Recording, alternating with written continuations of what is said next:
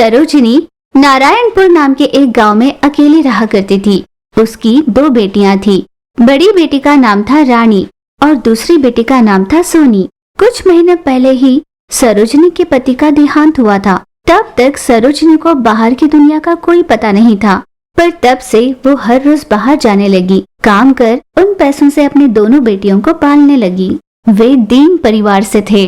जब तक पति जीवित थे, वो जो भी कमा कर लाया करते, उसी में जैसे तैसे सरोजिनी घर चलाया करती।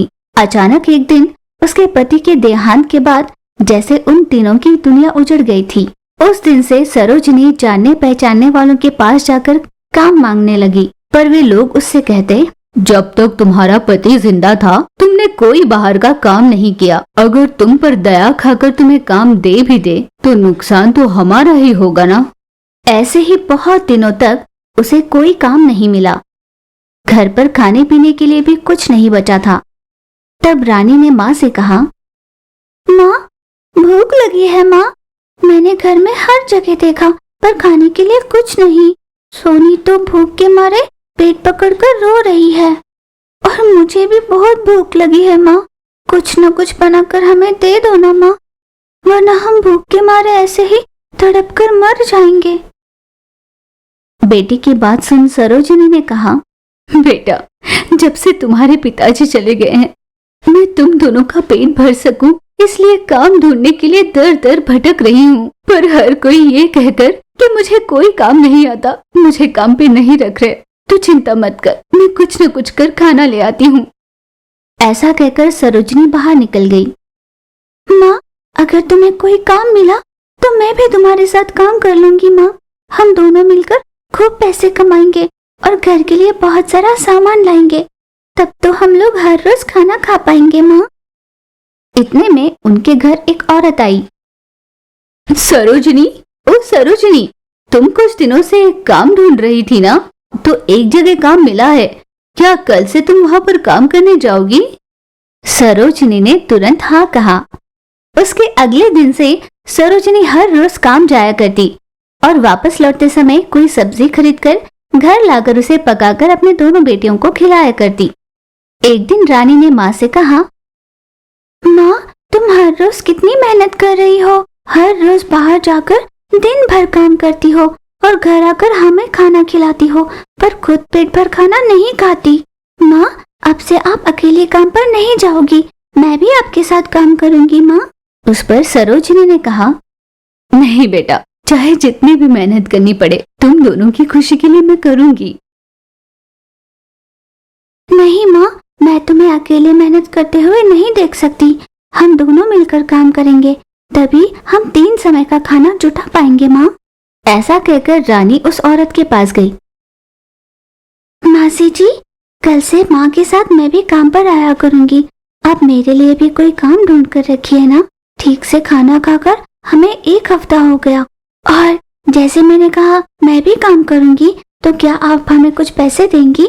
हमारे पैसे आने पर हम लौटा देंगे। उस औरत ने रानी की बात मान ली और उसे कुछ रुपए दे दिए।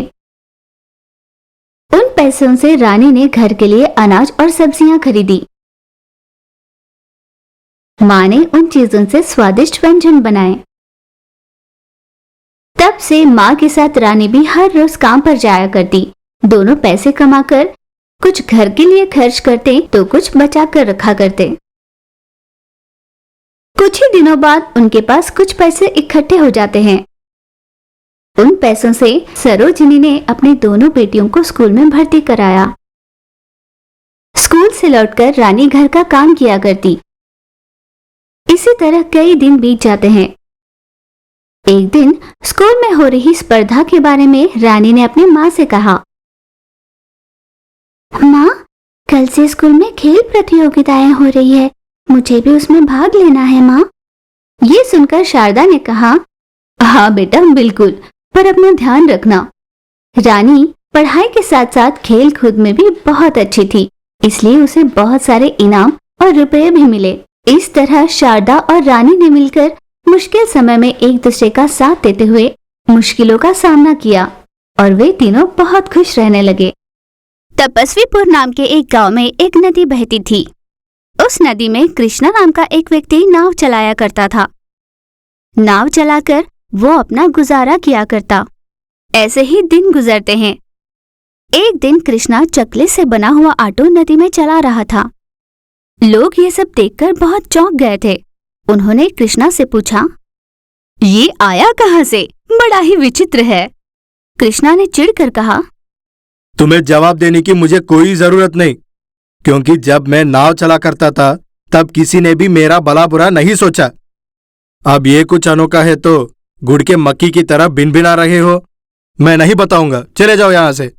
कृष्णा का ऐसा जवाब सुनकर वो लोग कुछ न कह पाए, पर लोग उसमें बैठने के लिए उत्सुक थे। उनकी उत्सुकता के समान वो उनसे पैसे भी लिया करता। इसके बावजूद लोग उतने पैसे देकर उस चकले के ऑटो में जाना पसंद किया करते। इस तरह कृष्णा हर रोज अपने ऑटो में सवारी लिया करता और उन्हें उनके मंजिल पहुंचाया करता। इस तरह कृष्णा ने बहुत पैसे कमाए। उनमें से वो कुछ घर के लिए इस्तेमाल करता तो कुछ गरीबों की मदद के लिए। एक दिन कृष्णा अपना काम खत्म कर रात के समय घर लौटा। सुनिए जी, मैं कई दिनों से आपसे कोई बात पूछना चाह रही थी। आज पूछ रही हूँ, आप बुरा तो नहीं मानोगे ना? पूछो, बताता हूँ। आपके पास ये ऑटो कहाँ से आया? किसने दिया? क्या इसमें कोई जादुई शक्तियाँ हैं? ये कैसे पानी में चलती है? पत्नी के ऐसा पूछने पर कृष्णा ने कहा, कुछ नहीं, वो एक स्वामी जी का दिया हुआ है। तुम जानती हो ना, पहले गांव वाले किसी छोटी नजर से हमें देखा करते थे। कम से कम रुपयों से मदद भी नहीं करते थे। पैसे पूछते तो गुस्सा किया करते थे। इसीलिए मैं एक दिन यूं ही उदास बैठा था। अचानक पता नहीं कहां से एक स्वामी जी मेरी नाव में प्रकट हुए हैं। आप कहां से आए हो? मुझे कुछ नहीं समझ रहा, ऐसे मैंने पूछा। तुम बहुत नेक इंसान हो। तुम्हारी सहायता करने हेतु मैं यहां आया हूं। अगर नहीं चाहिए तो बता दो, मैं चला जाता हूं। राम राम, भगवान खुद वर देना चाहे तो भला उसे कौन मना करेगा? मैंने ऐसे कहा, और क्या था? स्वामी जी मुस्कुराए और मेरी नाव को चकले की ऑटो में बदल दिया। मैंने उनसे पूछा कि ये सब क्या है स्वामी जी, पर वो बिना कुछ कहे वहां से गायब हो गए। तब मुझे पता चला, लोग इसे देख बड़े चौंक रहे हैं। कमाई भी अच्छी हो रही है। मैं बहुत खुश हूं। उनमें से कुछ घर के लिए तो कुछ गरीबों की मदद में खर्चता हूं। इस तरह कृष्णा ने पत्नी को सारी बात बताई। वो रात बीत जाती है। अगली सुबह गांव में अचानक तेज बारिश शुरू हो जाती है। लोग इस बारिश से घबरा जाते हैं और अपने छतों पर चढ़कर बैठ जाते हैं। सारा गांव पानी से भर गया था। कृष्णा अपने ऑटो में लोगों को एक जगह से दूसरे सुरक्षित जगह पहुंचाने लगा। इस तरह कृष्णा ने कईयों की जान बचाई। ये देख लोगों ने कहा, आज अगर कृष्णा की चकले वाली ऑटो ना होती तो पता नहीं हम सबका क्या होता। मैंने सुना था कि भगवान किसी न किसी रूप में आकर लोगों की सहायता करते हैं। ये और कोई नहीं, कृष्णा के रूप में आए हैं। इस तरह उसकी बढ़ाई में बातें कर रहे थे। ये कृष्णा ने सुन लिया। भगवान, आज मैं बहुत खुश हूं। एक नहीं, दो नहीं, मैं कईयों की जान बचा पाया हूं। जो लोग मेरी गरीबी के कारण मेरे मजाक उड़ाया करते थे, वे अब मेरी सराहना कर रहे हैं। आपके कारण मेरा जीवन बदल गया। आपका बहुत बहुत धन्यवाद स्वामी जी। इस तरह कृष्णा ने भगवान और स्वामी जी का आभार माना। इतने में वहां एक गर्भवती आई। कृष्णा भैया, मेरी बेटी का कहीं पता नहीं चल रहा है।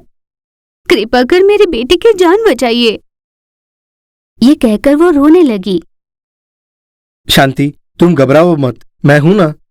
कृष्णा तुरंत अपनी ऑटो लिए उस लड़की को ढूंढने निकल पड़ा।